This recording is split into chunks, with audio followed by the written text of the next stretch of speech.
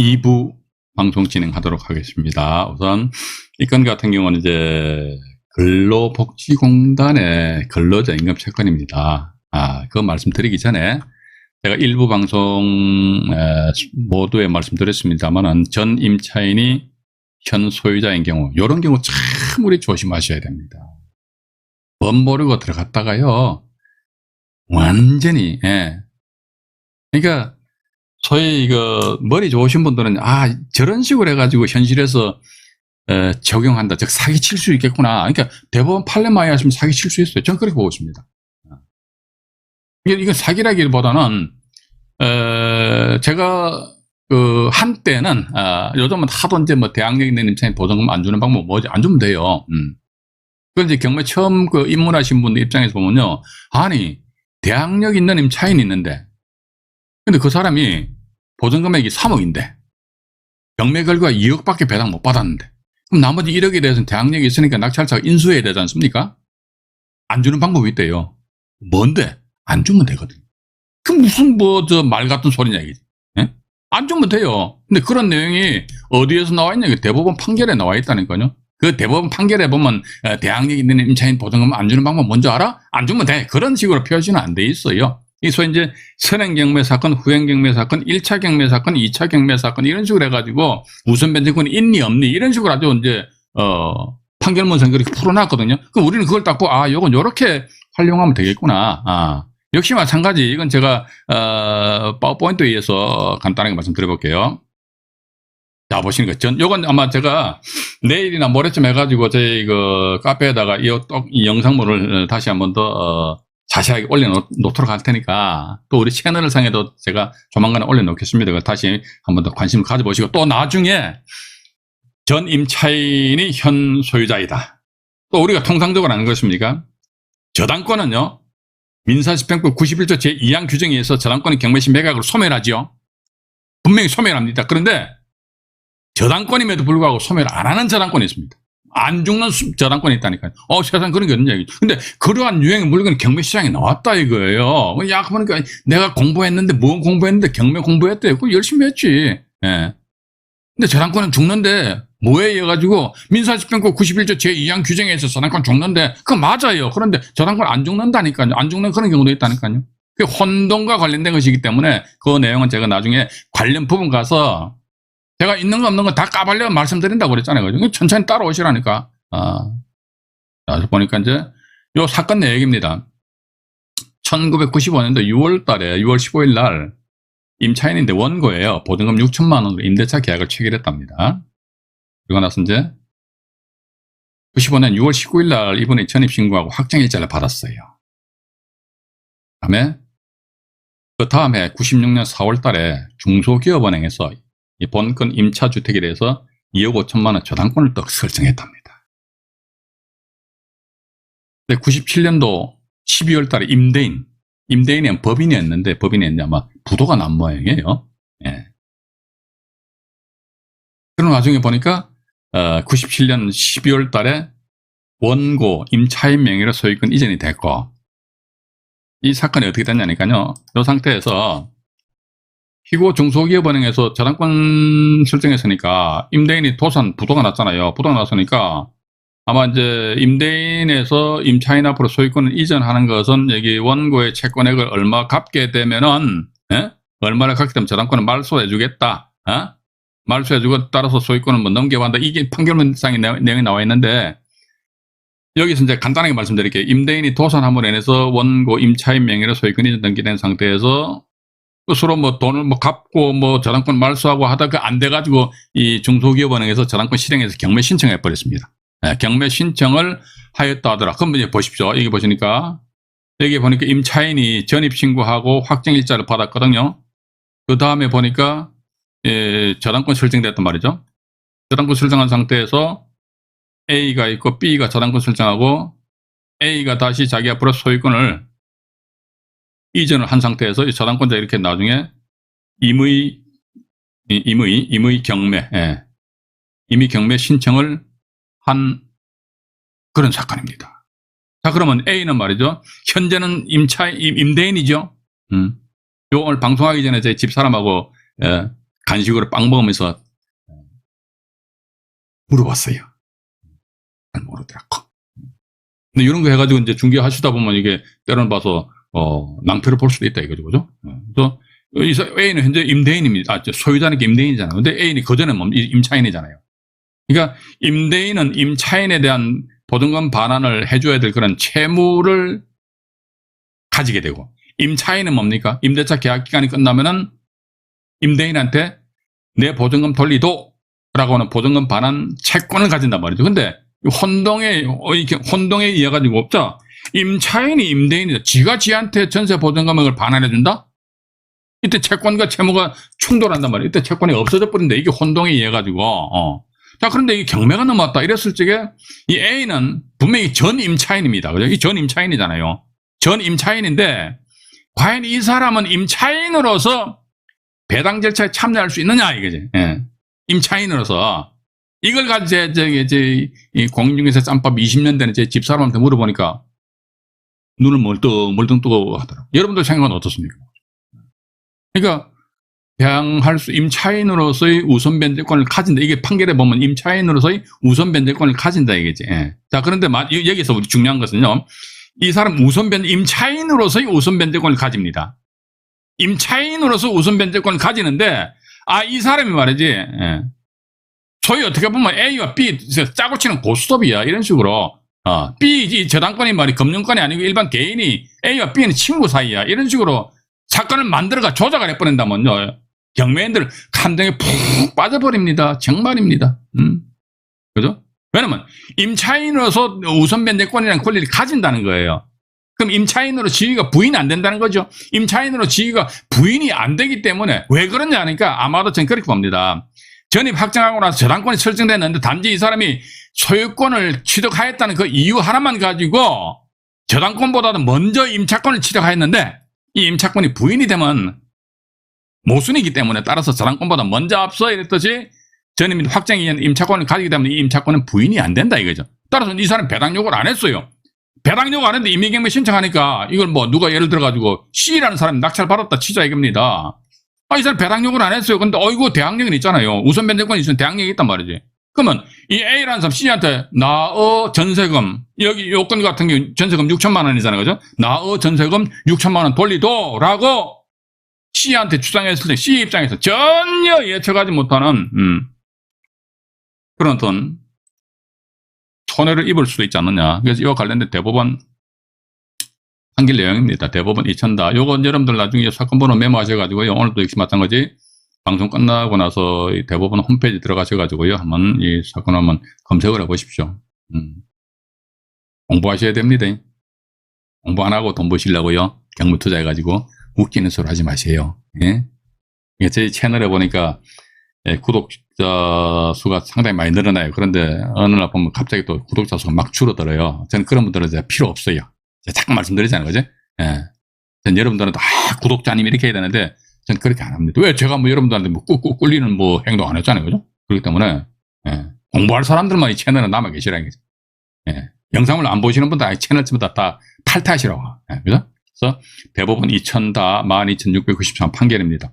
오늘 지금 제가 말씀드린 내용은 여러분 반드시 9시쯤에서 대법원 홈페이지 방문하셔가지고요. 검색을 해보시기 바랍니다. 여기 보시면 제가 읽어봐 드릴게요. 여기 보시니까 부동산에 대한 소유권과 임차권이 동일인에게 귀속하게 되는 경우. 동일인이죠. 그죠? 같은 사람이잖아요. 동일인에게 귀속된대요. 임차권은 여기 분명히 나오십니다. 임차권은 혼동에 의해서 소멸하는 것이 원칙이래요. 원칙이 있으면 반드시 예외가 있다니까요. 원칙이지만 여기 지금부터 이게 중요한 겁니다. 그 임차인이 대항 요건을 갖추고, 그죠? 대항 요건을 갖추고, 그 다음 문장에 보니까, 자, 보십시오. 그 임차인이 대항 요건을 갖추고, 또 대항 요건을 갖춘 후에, 또한 그 대항 요건을 갖춘 후죠, 그죠? 전입신고의 이후에 저당권이 설정된 때에는, 자, 요겁니다. 저당권이 설정된 때에는 혼동으로 인한 물권 소멸 원칙의 예외 규정인 민법 191조 1항 단서를 준용해서 임차권은 소멸하지 나와 있어요. 일단 소멸하지 다음 문장을 또 볼게요. 않는다고 나와 있죠, 그죠? 소멸하지 않는다고 봐야 할 것인가 해서 대법원 판결이 두 건이나 있잖아요. 이런 판결을 참조했다니까요. 이 대법원 12,693 판결에서는 할 것인가 이 사건 아파트의 임차인으로서 그 보증금에 관해서 우선 변제권을 가지고 있던 지금 자 보십시오. 분명히 원고 이 사람은요 그전에 임차인이었는데 여기 나와 있잖아요. 소유권과 임차권이 동일인에게 귀속됐다. 그러니까 임차인이었다가 저당권 설정된 그 뒤에 소유권을 취득했다는 겁니다. 예? 그러니까 임차인으로서 그 보증금에 관하여 우선 변제권을 가지고 있던 원고 임차인 겸 임대인입니다. 예. 이 상태에서 또 마지막 문장입니다. 아파트의 소유권을 취득하였어도 분명히 취득했죠. 후순입니다. 그러니까 전입 및 확정일자 그 뒤에 후순위 저당권자인 피고은행이 중소기업은행입니다. 피고은행이 있는 이상 요게 아주 중요합니다. 후순위 건저당권자인 피고은행이 있는 이상 이렇게 나와요. 있는 이상 설정되어 있다 이거죠. 원고의 임차 보증금 반환 채권이 혼동으로 인해서 소멸하게 되는 것은 아니므로 혼동에 의해서 소멸 안 된다요. 그럼 임차 보증금 반환 채권은 살아있다는 거 아닙니까? 근데 이 사람이 경매 절차상에 있어서 배당 요구를 안 했어요. 안 했다 해가지고 그 사람이 임차 보증금 반환 채권이 소멸되는 건 아니잖아요. 그죠? 따라서 배당 요구 안 한 대신 뭐다? 낙찰자한테 내 전세 보증금 돌려도 낙찰자는 상당히 아마 황망스러울 것이다. 저는 그렇게 봅니다. 그럼 여기서 우리가 안 했습니까? 후순위 건저당권자인 피고은행이 있는 이상, 그럼 만약에 후순위 저당권자인 피고은행이 없다. 반대해석가 보죠. 이게 만약에 없다 그러면요. 없다 그러면 소멸하는 거예요.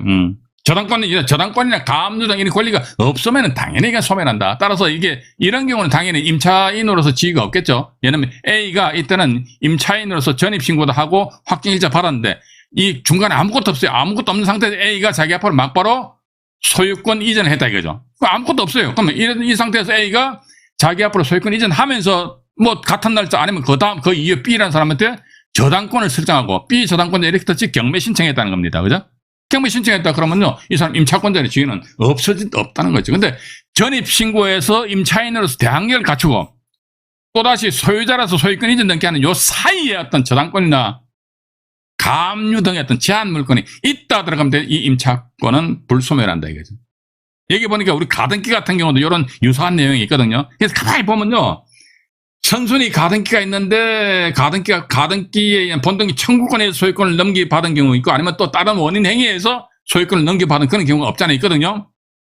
근데 요 사이에 뭐가 있었느냐 없었느냐. 요 내용도 제가 나중에 나옵니다. 아마 이 내용을 아시는 분들은 아실 것이고 그죠? 이런 내용 다 알아야 됩니다. 안중에 저 사람 도대체 중국말 하나 소련말 하나 눈만 끔뻑끔뻑 하면 그분도 아직 멀었어요. 자존심 상하지도 않습니까? 남들은 다 알고 있는데 나만 모른다는 것은 말이 안 되는 것이죠. 그죠? 여러분들 열공하십시오. 하시고 일단 요 내용은 제가 뭐 내일이나 모레쯤 영상물 제작해가지고 카페하고 또 채널 상에도 이제 조만간에 올려놓도록 하겠습니다. 자, 그렇다면 이 물건 이제 뭐 다시 건 같은 경우 보니까 근로복지공단의 근로자임금 채권이거든요. 이번에 여기 보시게 되면 위에다 제가 뭐 이렇게 적어놨네요. 임금 채권 해가지고요. 임금 채권 보니까 배당 종기일 이후에 배당 신청했다. 그러면 아웃이야. 예. 아웃입니다. 그러니까 어쨌든 임금 채권이든 조세 채권이든 간에 있어가지고 경매 기입 등기 이전에 압류 등기 했다면 그건 변론을 합니다. 그 사람들 배당 기자 참여될 수 있는데 경매가 진행되는 동안에 그 부동산에 아무런 압류나 가압류가 안 돼 있어요. 이 상태에서 이 사람들이 배당 절차 참여하기 위해서 뭐다 압류나 가압류 안 해도 됩니다. 단 뭐다 법원의 공간 배당 요구 종기일까지는 액션 취해야 돼요. 근데 액션은 뭐다 권리신고 및 배당 요구 신청인데 그걸 안 해버렸어. 안 하게 되면 그 사람들은 완전히 꽝이라니까. 이런 땡전 한 푼도 배당을 못 받는다. 그러면 근로복지공단에서 이런 땡전 한 푼도 배당 못 받는단 말이죠. 못 받는다 그러면 뭐 전혀 뭐 문제가 없죠. 일단 밑으로 잠깐 내려가 보죠. 네. 근로복지공단은 없는 거야. 유령인간이야. 유령인간에다가 이거 보니까 이 물건 또 뭐입니까? 김모 씨라는 분 보니까 채무자 겸 소유자는 뭐 전혀 뭐 신경 쓸 필요 없죠. 그죠? 이런 경우는 전혀 이제 신경 쓰실 필요가 없지 않겠느냐 하는 그런 생각을 이제 가진다는 것입니다. 요건 하나 있고요. 또 이게 근로복지공단의 근로자 임금 채권임에도 불구하고 우리가 신경 쓸 필요가 없는 유형의 물건에 대해서 지금 제가 이제 조금조금 말씀드린다는 것이지요. 그다음 또 두 번째는 보니까 부산지방법원 사건입니다. 이것도 역시 마찬가지 배당 요구 종결 이후에 배당 신청했다고 이렇게 제가 위에다 이렇게 적어놨거든요. 이 사건 번호 메모하셔가지고요. 제가 이제 요 배당 요구 종결 이후에 배당 신청했다는 것은 이제 문건 접수 내역을 여러분들한테 보여드려야 되는데, 이거 생략을 합니다. 이게 뭐, 이 사건 번호 이제 오픈 안 해드립니까? 그죠? 2016 타경에 1990호입니다. 이것도 역시 마찬가지 근로복지공단에서 배당 요구 종결 이후에 배당 신청을 하였고, 이렇게 나와 있습니다. 그러면 당연히 배당에서 배제가 되고, 배당에서 배제가 되고, 여기서 보면 대항력 있는 임차인이 있네요. 그죠? 자, 보십시오. 대항력 있는 임차인 떡하니 버티고 앉아 있습니다. 이야. 대항력 있는 임차인 떡하니 1억 6천만 원인데 버티고 앉아 있어요. 예. 버티고 앉아 있는 상태에서 여기서 보면 이제, 이 압류가 두 건 있네요. 압류. 이렇게. 요건 같은 경우는 이게 문제입니다. 봐가지고 저희 채널에도 이제 어떤 분이 질문을 달아놓으셨더라고요. 그럼 입찰하기 전에 조세 체납에 따른 압류 등기가 되었을 경우는 압류된 세금이 얼마이고 말이지 세목이 뭔지 알 수 있는 방법이 있나요? 그러니까 공식적인 절차를 통해서는 확인할 수 있는 방법이 없는 것으로 저는 알고 있습니다. 그런데 이러한 권리들로 인해 가지고 때로는 낙찰자가 낭패를 볼 여지가 없지 않아 있을 수 있기 때문에 이것이 모순이고 이것이 문제다. 이런 건 오픈시켜야 된다 이거죠. 그럼 어떻게, 그러니까 경매 사건에 있어서 조세 체납에 따른 압류 등기 또는 근로복지공단에 의한 근로자 임금 체불된 사건이더라 그러면요. 그런 경우는 매각 물건 명세서상에 정확하게 근로자 임금 채권 얼마, 또 조세 채권 같은 경우 당에서 일반 조사 아니십니까? 그죠?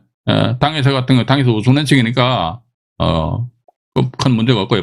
당에서가 아닌 일반 조사 같은 법정기일을 따진단 말이죠. 이게 법정기일을 언제냐? 이 법정기일이 임차인의 재림 날짜보다 빠르다 하더라. 근데 얼마다. 이런 사실관계에 대해서 매각 물건 명세서상에 법원에서는 알 수 있지 않느냐. 왜 알 수 있는데 왜 그걸 표시 안 해주냐고. 예? 그죠? 이건 제가 담당 집행법원에 담당자들한테 물어보고 싶어요. 분명히 민사집행 사건 기록부에 보면요. 세금 안 냈다 그러면 그 사람들 교부 청구한다니까요. 근로자 임금 채권 체불됐다 그러면요.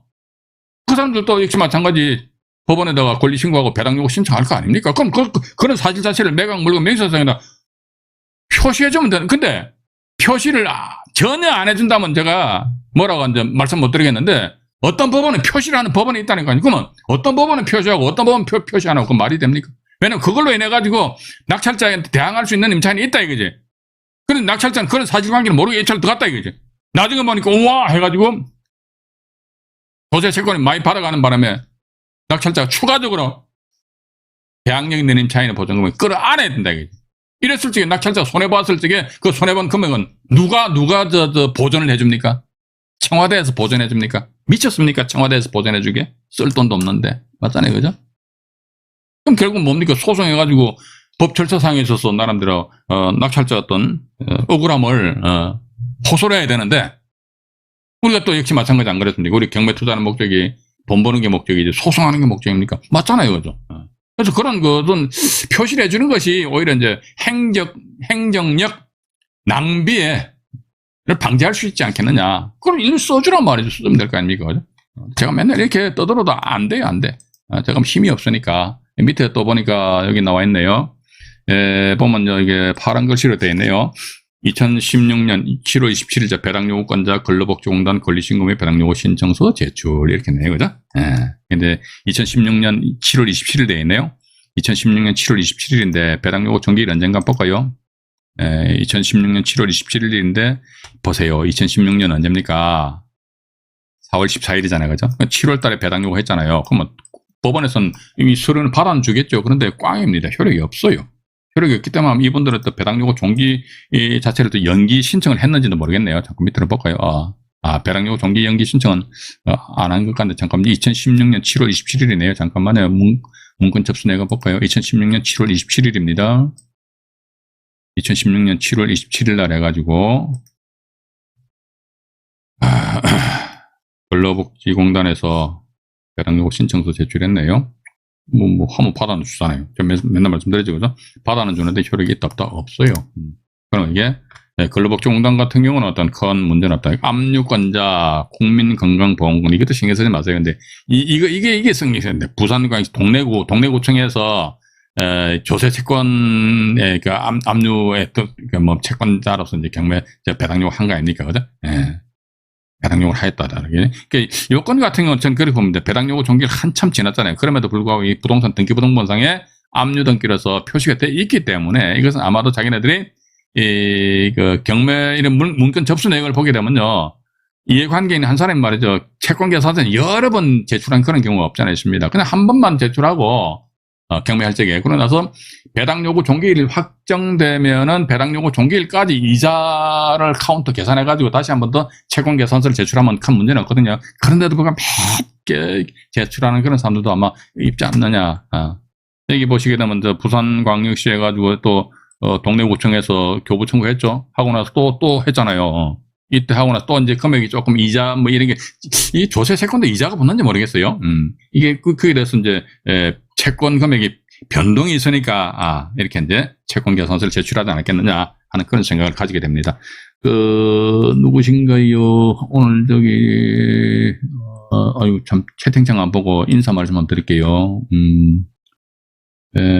자연이 조아님 아까 말씀드렸고 박영수님도 말씀드렸죠. 에리크님 말씀드렸고 백만선님 반갑습니다. 알까기 대왕님, 주여사님, 끝갈비님 들어오셨네요. 백운산 귀신님, 닉네임 좋습니다. 백운산 귀신, 백운산이 어딥니까? 봐가지고. 류치영님 반갑습니다. NSH님이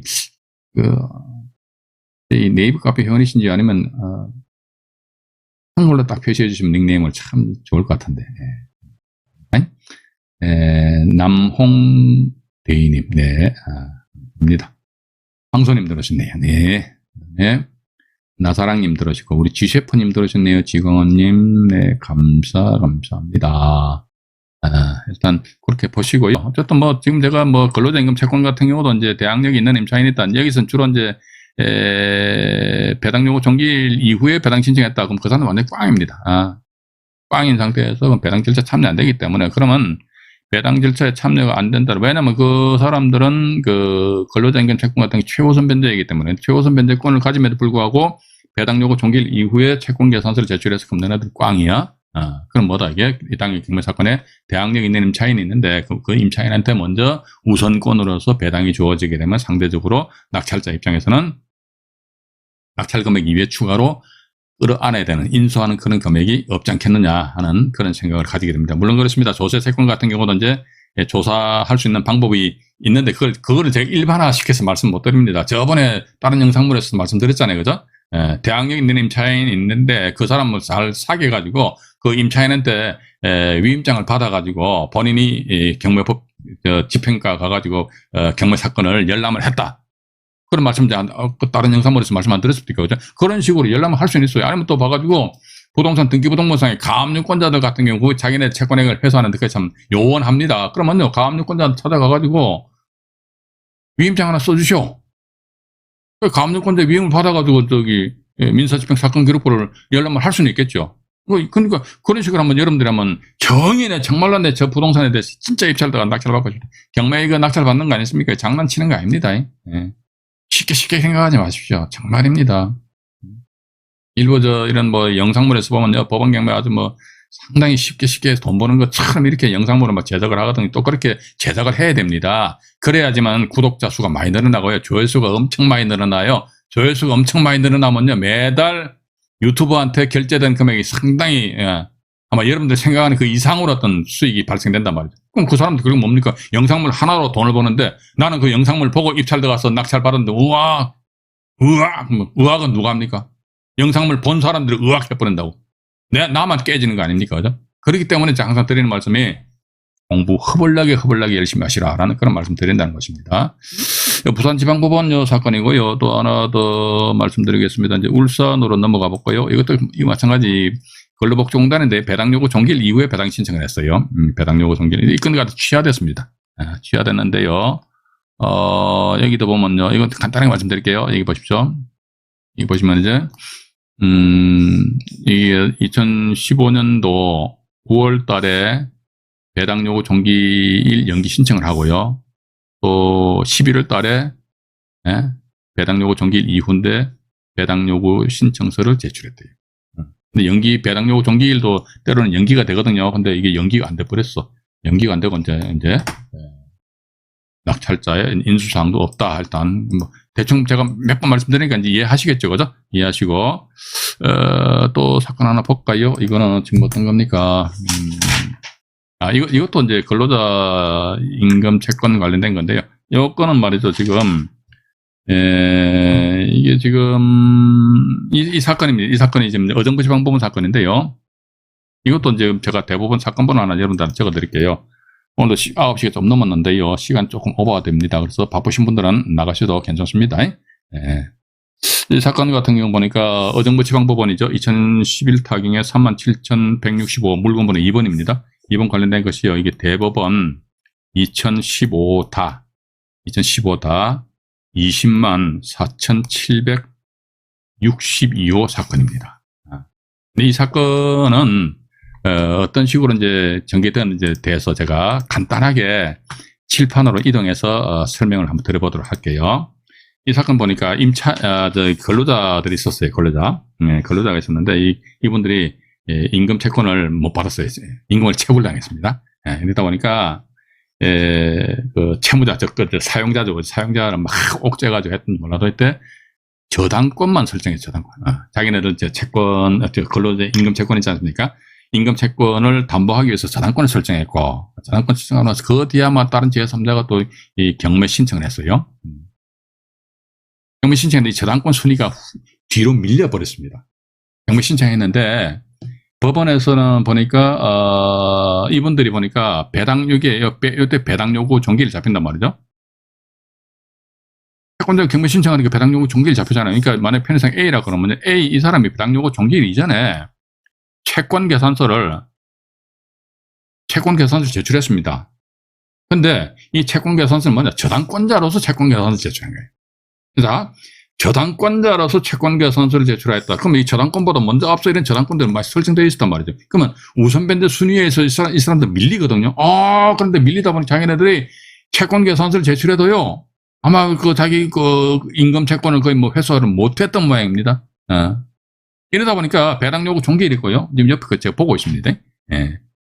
이러다 보니까 그 배당 요구 종기일 이후에 배당 요구 종기일을 연기해달라 해가지고요. 연기 신청 서를 제출하고, 연기 신청서를 제출하고, 그것도 그 뒤에 봐가지고, 이제는 임금 채권입니다. 근로자 임금 채권으로서 법원에다가 소위 채권 계산서를 제출했습니다. 근데 배당 요구 종기일이 이미 이때 지정되고 연기 신청을 하였음에도 불구하고, 연기 신청 안 돼버렸어요. 또 임금 채권자로서 채권 계산서를 제출했다. 법원에서 받아줘요. 받아는 주는데 효력은 있다 없다? 없어요. 저당권에 의한 우선 변제도 꽝이고, 그죠? 그래서 지금 이 사건 관련돼가지고 제가 조금 전에 말씀드렸습니다만 이게 대법원 2015다입니다. 2015다 20만 4,762호 사건입니다. 2015다 20만 4,762호 경매 사건이다. 관련된 사건에 일단 그렇게 좀 이해를 하시고요. 이 사건에서 보면 내가 다시 말씀드릴게요. 어디냐니까 이분들이에요. 뭐냐면요. 2011년 6월 22일 날 해가지고요. 그죠? 여기 아마 같은 날짜인데 전부 다 근로자 임금 채권 같더라고요. 근데 2억 6,700 이렇게 요겁니다. 요거요. 근데 앞에 저당권자 설정 금액이 얼마입니까? 이거 12억, 13억 하니까 25억에다가, 34억 정도 돼버리잖아요. 34억, 그죠? 34억 정도 되는데, 여기서 물건이 3개인가 경매가 나왔는데, 일단 이 물건 같은 경우는 낙찰된 금액이 얼마입니까? 12억이잖아, 12억이. 그죠? 보시면 이제 12억이 낙찰되니까, 단지 저당권자로서 우선 변제권을 행사한다는 거, 저당권 우선 변제가 순위가 뒤로 밀려버리기 때문에, 그러나서 나중에 갈아넣게 해서 말이지, 배당 요구 종기를 연기 신청을 하고, 근데 법원에서 안 받아들여졌어요. 또 배당 요구 종기 연기 신청 그 뒤에 보니까 또 클레벌 때가 해가지고 근로자 임금 채권 계산서를 제출하였음에도 불구하고 법원에서는, 가. 우리 투자자 입장에서는 어쨌든 보셔가지고, 지금 제가 자꾸 이제 반복해서 이제 말씀드렸습니다. 그죠? 말씀드렸기 때문에 요 정도만 여러분들 좀 이해를 하시면은, 큰 문제는 없지 않겠느냐 하는 그런 생각을 가지게 됩니다. 자, 그리고 또 이제 이번에는 뭐냐면요, 이제, 세금입니다. 전라남도 순천시 석현동에 소재하는 아파트인데, 이건 우리 카페 스텝 한 분이 이 물건 직접 낙찰 받으신 물건이에요. 이게 보니까 스텝분이 오차매가 길라 해가지고, 여기에 5,700만 원에 낙찰을 받으셨거든요. 5,700만 원에 낙찰을 받았다더라고. 우와, 이거 1차 가격이 얼마입니까? 1차 가격이 1억 2,600이잖아요. 그죠? 그러니까 1억 2,600만 원인데 이걸 5,700에 낙찰 받았다더라. 야, 그럼 나머지 뭐 추가적으로 어떤 부담하는 게 없는 상태에서 5,700에 낙찰 받았으면 정말 이런 거 1년에 한 건만 낙찰 받아도요, 1년 먹고 살아요. 그러나 그건 아니더라. 뭔가 끄적지근한 게 이제 버티고 앉아 있었다더라 이거죠. 여기 보시면은 임차인이 이분이 보면요, 안모씨라는 분이 있는데요. 이분이 보니까 배당 신청했어요. 배당 신청했다가요, 배당 요구 종결이 2019년 5월 21일이죠, 그죠? 근데 2019년 3월 12일 날 배당 신청했다. 야, 세상에 7,500만 원인데, 무슨 마음에 하룻밤 사이에 마음에 신경에 변화가 있었는지 모르겠는데, 2019년입니다. 같은 해 3월 13일 날, 그 다음날, 나 배당 안 받을게요! 배당 철회를 보십니다. 이거 참 조심해야 됩니다. 배당 철회했다면 이 사람은요, 7,500만 원은 낙찰자한테 받겠다는 거지, 그죠? 낙찰자한테. 그럼 낙찰자한테 받겠다, 이런 경우마다, 아이고, 여기 보니까 뭐, 조세, 체납했던 압류등 계가, 이거 뭐, 순천시 같기도 하고요. 이건 뭐, 국하니까 세무서인가요? 어쩐 바가 뭐, 있어요, 그죠? 이게 미소가 뭐, 금액이 뭐, 여러 수백억이라 할지라도, 이 사람 전부 다 경매시 매각으로 다 소멸돼 버리잖아요. 소멸되기 때문에 이런 경우 전혀 신경 쓸 필요 없고, 단지 뭐다, 나는 이 물건에 있어서 이 사람의 대항력 있는 임차인의 보증금 얼마, 보증금 7,500만 원이잖아요. 그죠? 7,500만 원. 7,500만 원 요것만 내가 인수한다, 요런 그런 전제하에서 입찰 가격을 결정하시면 모든 게 게임아웃 끝나버린다는 것이죠. 7,500만 원 인수한다 그러니까요, 이분 같은 경우는 자 보십시오. 5,700에 7,500만 원이니까 얼마입니까? 땡땡이 1억 3,200만 원이죠, 그죠? 1억 3,200만 원인데, 이 건 같은 경우는 지금 현재 가격 시점 말이죠. 보시니까 제가 항상 경매 정보지를 보실 때에는 가격 시점을 보시라는 말씀만 드렸습니까? 2019년 3월 18일입니다. 근데 이분은 언제 낙찰 받았습니까? 2020년 12월 달에 대금 납부를 언제 했습니까? 2021년이죠. 2021년 1월 달에 납부는 1월 10일 날 했습니다. 그럼 건 2년 전에 가격이다. 1차 최저매각 금액이 1억 2천만 원인가요? 1억 2,600만 원이, 1억 2,600만 원이 건 2년 전에 입찰 가격이잖아요. 그죠? 그 당시 이제, 감정평가사가 평가한 금액이다. 그죠? 그렇다면 2년이 지난 경과한 뒤에는 분명히 플러스 알파, 요걸, 우리 확인하는 것이 상당히 중요하다, 이거죠. 물론 그 전에 보니까 누가 이제 얼마 쓰셨다가, 대금 납부를 포기를 한, 그런 사례가 상당히 많이 있거든요. 자, 어쨌든 봐가지고 대항력 있는 임차인이 있는데 이 사람이 배당 처리했어. 알았어. 인수한다는 것만 알고 입찰가 결제한다면 이런 경우는 압류, 조세, 채권, 압류가 뭐 여러 수백 건이 있다 손치더라도 우리 투자자 입장에서 전혀 어떤 신경 쓸 필요는 없지 않겠느냐 하는 그런 말씀을 드려보고 싶고요. 요거 잠깐만요. 이거 제가 하나만 더 말씀드리고 오늘 방송 마칠게요. 제가 막 자료를 하도, 제가 욕심이 좀 많아요. 그러다 보니까 자료를 하도 많이 준비해가지고, 2017 타경에 2327 요것도 이제 물론 낙찰된 사건이겠지요. 경상남도 진주시에 소재하는 아파트입니다. 아파트인데요. 진주시 신안동에 소재하는 아파트네요. 아파트인데, 위에 보면 이제 나의 관심 메모에서, 나와있죠. 조세 채권 신경 쓰지 말자 이거죠. 신경 쓸 필요는 없다. 일단 그렇게 보시고요. 밑으로 또 내려가 보겠습니다. 밑으로 쭉 내려가니까, 이야. 그리고 막 1억 2,500만 원 썼다가, 대금 납부 안 했잖아요. 그죠? 와, 근데 또 보니까 3,700만 원 썼는데 또 대금 납부 안 했네요? 뭐야, 뭐가 사연이 있는 모양입니다. 그죠? 또 밑으로 내려가 볼게요. 내려가 보니까 최종적으로 얼마? 2,436만 원 15%에 낙찰 받았어요. 그리고 대금 납부는 이제 2019년도에서 사건이 끝나버렸는데, 이것도 역시 마찬가지 가격 시점이 2017년 4월 6일이잖아요. 그죠? 이것도 뭔가 껄찍찍하는 게 있어요. 낙찰 시점에 의한 대금 납부가 2019년도 3월 달이니까 건 2년 터울이잖아요. 그죠? 2년 정도 어떤 시차가 있다. 근데 2년 전에 이 감정인이 이 물건에 대해서 얼마로 평가했습니까? 1억 6,600만 원 평가한 거 아닙니까? 1억 6,600만 원 평가했기 때문에 이것도 역시 마찬가지. 이게 대체적으로 서울 수도권하고요, 지방 같은 경우, 대도시 같은 경우는 부동산 가격이 우상향하는 그래프를 형성하고 있는데, 그렇지 않은 지역 같은 경우는 덜쭉날쭉 하더라고. 그렇기 때문에 이게 매매 금액, 제가 아까 모두에도 말씀 안 드렸습니까? 뭐냐면 대항력 없는 임차인을 어떻게 해야 될까? 뭘 어떻게 그냥 낙찰받아가 이사병 좀 주고 너 나가라 안 나갈까? 그럼 되죠. 그건 신경 쓰지 마세요. 봐가지고 낙찰 받는데 완전 온 에너지를 집중하셔야 된다.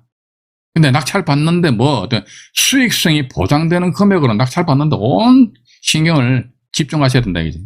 내가 보는 관점에서 이 물건 1억 이상 쓰면 안 된다. 그럼 나 1억 썼어요. 근데 매번 떨어지네. 어쩔 수 없죠. 봐가지고.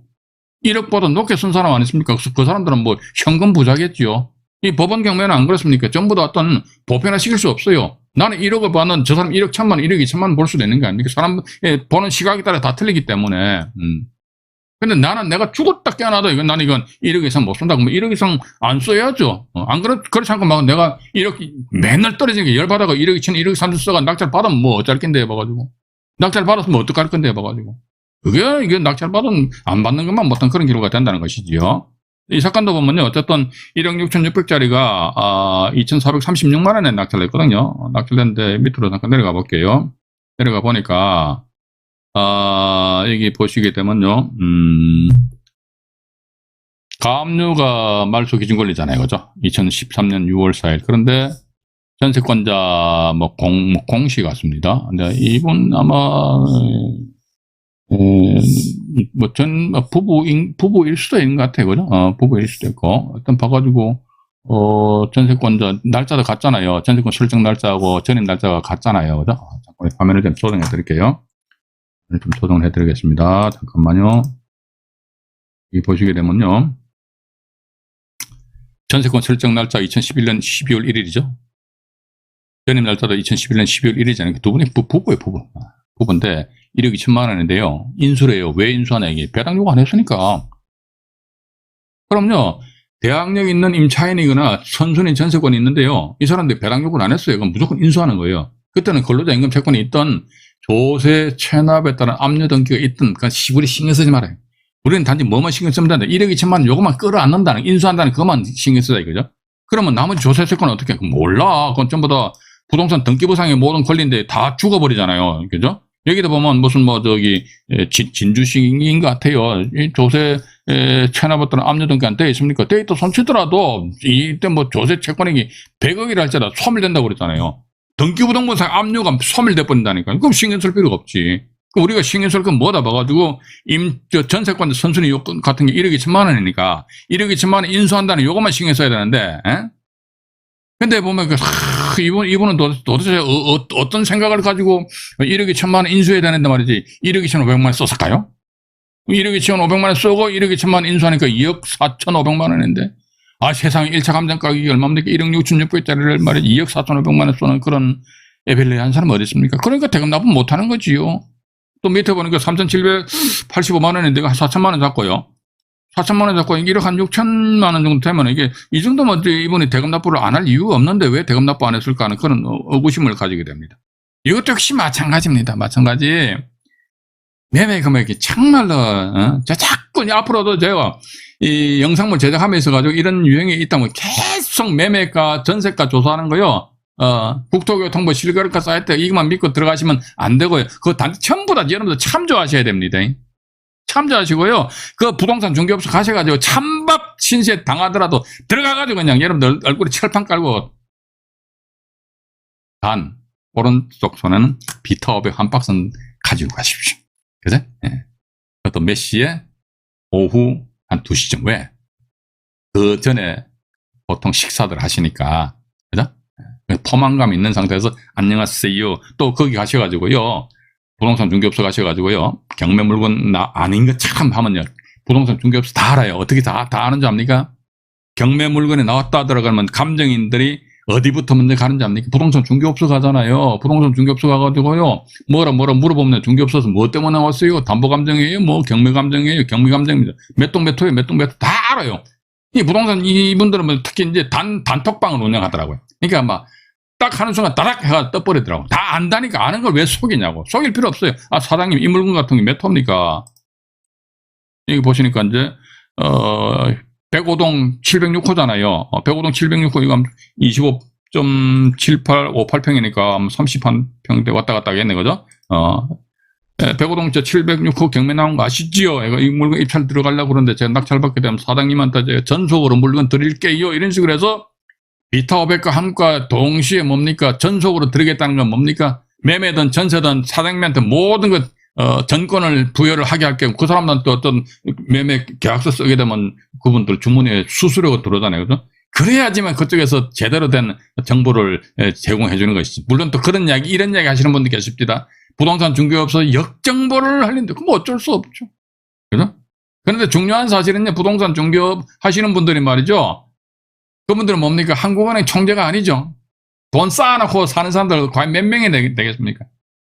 그런 건 염려하지 마시고, 일단, 그것도 나가서 부동산 중개업소 한 군데만 아니고 뭐 몇 군데, 이제 방문을 해보시다 보면 어느 정도 이제, 답이 좀 나오지 않을까 하는 그런 생각 가지면서. 자, 일단, 이제, 우리가 이제 이번 시간을 기할해가지고요. 지금 보게 되면은, 일단, 실전 생생경매 해가지고요. 이번에는 지금, 조세 채권, 임금 채권에 대해서 이제 말씀드렸고요. 우리 이제 1월 달이죠. 2022년 1월 아마 1월 5일쯤 수요일부터 방송 진행을 할까 생각합니다. 1월 3일부터 방송하면 좀 그렇잖아요. 그죠? 1월 5일 날, 만나 뵙겠는데, 그때는 경매 취하 가능성 타진 아니십니까? 우리가 또 경매 물건을 보며 있어가지고요. 이런 것도 살포시 한번 접근해보는 것도 괜찮은 것 같아요. 그죠? 이게 경매가 취하가 될지 안 될지도 뭐 모르고 막 들어가면 안 되고, 또 경매 취하가 된다 하더라도 이랬을 적엔 임의 경매보다는 강제 경매가 좋고, 강제 경매 같은 경우는 봐서 경매 취하 동의서를 하나 써두게 됨으로 인해서 서로 쌍방간의 어떤 토킹 어바웃도 하면서 맞지 않습니까? 경매 취하 동의서 써주고 뒤에다가 또 뭡니까? 낙찰자 인감증명을 첨부를 해주는데 그냥 공짜로 해주실 수도 있고, 그런 부분에서 제가 1월 5일 이후로 해가지고요, 말씀드리도록 하고, 이제 앞으로 이제 2022년도는요, 우리가 보다 더 실전적인 측면에서 이제 방송을 진행을 할 그런 계획입니다. 그래서 제가 아마 그전 42강인가요? 또 말씀드렸습니다만은, 여러분들이 그 라이브 방송 진행함에 있어가지고 어떤 그 진행 방법에 대해서 아주 좋은 아이디어가 있으시면요, 우리 채널 초기화면에 보면 그 커뮤니티 방이 있습니다. 거기다 글을 남겨주시든지 아니면 네이버 카페 건강한 보도 클럽에다가 글을 남겨주시면 제가 참고를 해서 말씀드리도록 하고요. 어쨌든 올 2021년은 다사다난했지, 그죠? 또 보니까 이제 연말 들어가지고 말이지 징글벨 소리가 사라진 지는 오래고, 오미크론인지 뭔지 이놈의 자식이 말이지 또 창궐할 것 같아요. 어쨌든 개인 위생에 철저하시기 바라고요. 그다음에 이제 다가오는 2023년이 무슨 해인지도 모르겠습니다. 어쨌든 행복 만땅, 그리고 여러분들 공부 열심히 하셔가지고 부자 만땅 되시길 바라겠습니다. 오늘은 여기서 방송을 마치도록 하겠습니다. 2021년도 이제 막방입니다. 막방이고요. 2022년도에 만나 뵙도록 하겠습니다.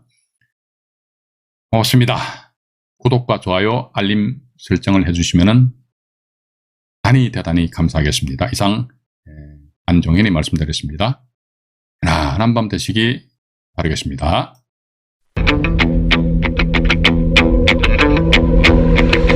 Action.